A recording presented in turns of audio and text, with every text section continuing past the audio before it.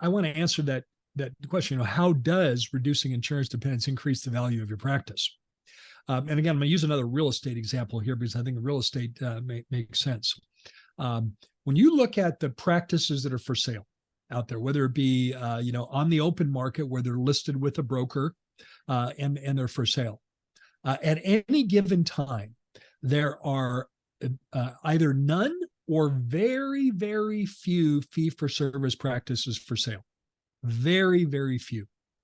Because what's the most common business model of a practice, Naren? The most common business model of a practice is PPO. Is a PPO participator. Yes. Everyone has one. Yes. And when you have something that everyone has, what happens to the value of that asset? Well, it becomes a commodity. Because it's a commodity. Yeah. Everyone has it. Exactly. When you have, and I want to say, it doesn't necessarily have to be fee for service, as we've said all along. The reason why we call this podcast Reducing Insurance Dependence is you do not have to go all the way to fee for service to significantly improve your practice. Every time you successfully drop a plan, you've improved your practice. But if your goal is to become fee for service, then I'm going to be your biggest cheerleader because that's going to enhance the value of your practice the most. And I'll tell you whether your practice is strong enough to do that or not. Not every practice is. But even if you can just reduce the insurance footprint in your practice, you've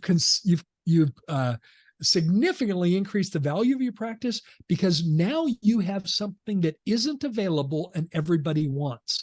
What happens to assets when they aren't available and everybody wants them? What happens to the value of that asset? Appreciate, right? It goes up.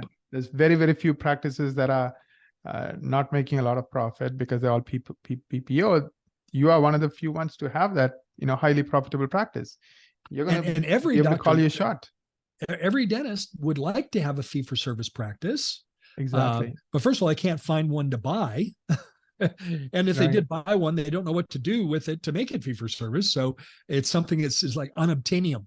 It's unobtainium. They can't do it. Unobtainium. I like that word. Yeah, it's unobtainium. And I don't think that's on the periodic chart of elements. No, it's not. But we all know what unobtainium is. So the reality is when you have either a fee-for-service practice or a reduced insurance footprint practice, you have the practice that everybody wants.